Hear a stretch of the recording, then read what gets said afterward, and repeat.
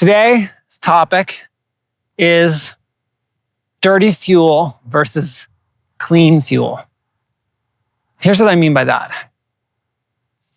I think we can all identify with the experience that there's just certain things in our life that we find it very easy to pursue, to take a lot of action around, to really go after something, whether it's in business or in a sport or maybe learning something. And then there are other things which we pursue where you just really have to push yourself to take an action. You really don't want to do it. There's a lot of resistance, okay? So this thing I'm talking about, dirty fuel and clean fuel, specifically what I'm talking about is the places or the sort of sources of motivation or performance you can tap into to get yourself in massive amounts of action. So a dirty fuel is one that burns very, very hot. So it's something you can tap into that will enable you to take a massive amount of action. And those actions may very well and almost usually do produce some level of success, including incredible levels of success. But they're dirty in the sense that there's a byproduct, like a cost, like having to pay the piper. And many times dirty fuels have this common element that on some level they are fueled by fear or protection in some way. So you're not so much building something as you are avoiding something, controlling for something, etc. So that's what I mean by a dirty fuel. Now, the reason why I want to bring this up is because most people that I work with in my coaching practice have not yet found a source of clean fuel that drives the same level of performance. And when I mean performance, I don't mean results. I mean action, activity. The people I coach generally are business owners. Many of them startup founders. So they need to generate within themselves and others a tremendous amount of activity to accomplish what they set out to accomplish. And so they almost always tap into dirty fuels. Most of us do. And they fear giving up those dirty fuels because they don't trust that there's really such a thing as a clean fuel that will generate the same level of performance and results. So here's what I want to share with you that I found is a way you can tap into a clean fuel, okay? Now, as a caveat, it's not just as simple as throwing a switch and tapping into a different fuel source. You do have to deal with what has you attached to or what has that dirty fuel hooked into you in some way. So you have to deal with that. But in terms of sources of clean fuel, consider that love, and passion and creativity, 1, 2, 3, love, passion, and creativity are fuels that burn equally hot, if not hotter, than dirty fuels.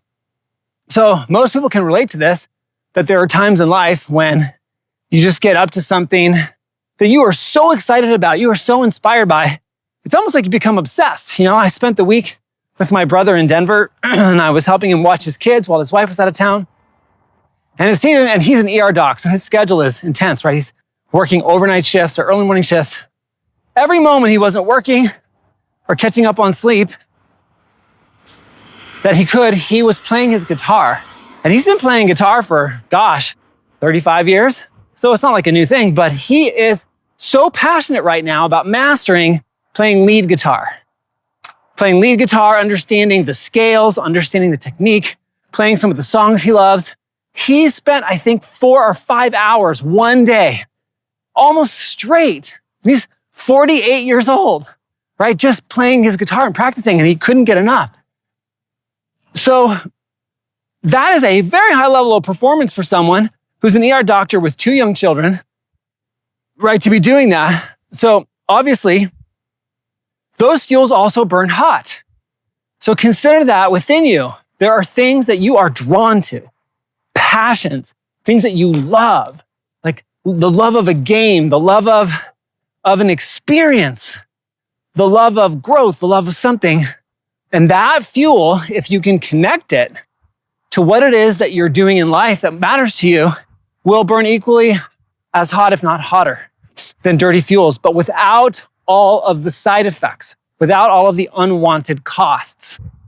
Look, consider that our essence, we are all creators. And creation is an intense act. I mean, have you ever seen someone give birth, for example? My gosh, that is a lot of work. There's a lot of pain involved. It takes a long time from the beginning to the end of pregnancy and then childbirth. So the act of creation itself is embedded, is imbued with work, with energy, with effort. We are made to do this. So when you connect your passion, the things that you are naturally drawn to what it is you want to accomplish in a way that they are one and the same, you will find you have an almost bottomless well of energy, motivation to take action on those things. So inside of you is already like this incredible sun, this fusion generator of energy that is limitless for accomplishing what you want when what you want to accomplish is connected to where you have passion, love, and inspiration. So my invitation for you this day is wherever you don't have that connected to what you're doing in life, really look at that and see if you can either get them to be connected in such a way that they're the same thing, or if not, consider, is that something you really need in your life? I don't know. Maybe it's not.